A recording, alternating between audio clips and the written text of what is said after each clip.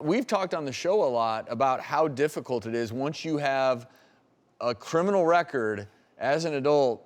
It is really hard sometimes to find a job in the field that you choose.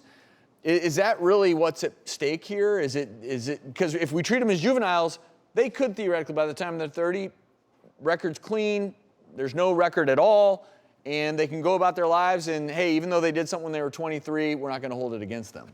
This is where it gets really personal for me. I have a family member who was troubled and at 19 got convicted of a federal felony.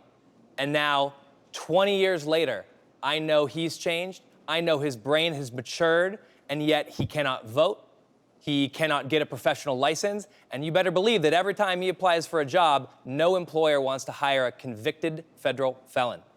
I leave it to the legal scholars and society to figure out what the right reforms are, but we should at least acknowledge that, okay, something you did 20 years ago, maybe not relevant anymore. Maybe your brain has developed. And Lisa, when we're talking about this bill, they're saying that they want to extend this to individuals who commit nonviolent crimes, correct? Correct. What would be considered a nonviolent crime?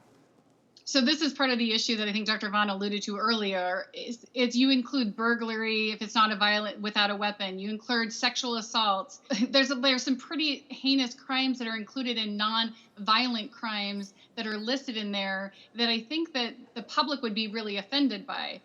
And when I look at where this is starting from, which is Colorado, where there's legalization of marijuana, and they have a panacea of issues related to that with people that are getting into these criminal issues. We are overwhelmed in the legal system of trying to handle that. And I think that what they're trying to come in is some solution, but they haven't delineated it closely enough or looked at what the issue is itself. This isn't the solution. It's a bad law. I would be terrified if you're going to put a 25-year-old into a system with a 14-year-old. It's going to be a mess. So I don't think it will pass. It shouldn't pass. But I definitely think Dr. Vaughn has a point. I have family members that have been incarcerated as well. There's got to be some sort of ability to create a system where we bring them back to center. Yes. Once they get themselves back into a place where they're ready. And I think the big thing is, I agree. The big thing is, yeah, when you're talking about this, you have to remember that when somebody is put away for a crime, it's about punishment for that crime, but it's also about rehabilitation.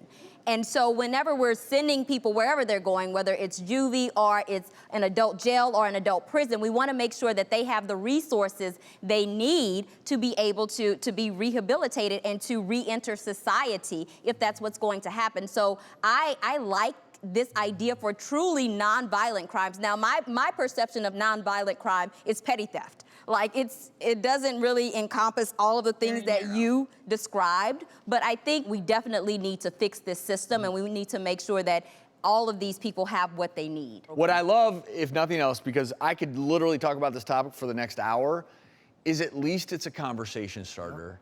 And maybe even for someone out there, if you're an employer and someone asks for a job, and when someone was 21 years old, they committed a nonviolent crime, maybe it's worth giving them a chance, because that's the one problem I have with the system is sometimes people never get a second chance. Yes. And I think that we need to be willing to acknowledge that you can do something bad when you're 19, do something immature that is nonviolent, and you can still be a productive member of society. I'd love to talk about this further as we find out what happens with this bill. Love both your perspectives. Dr. Vaughn, thank you. Dr. Strohman, appreciate it.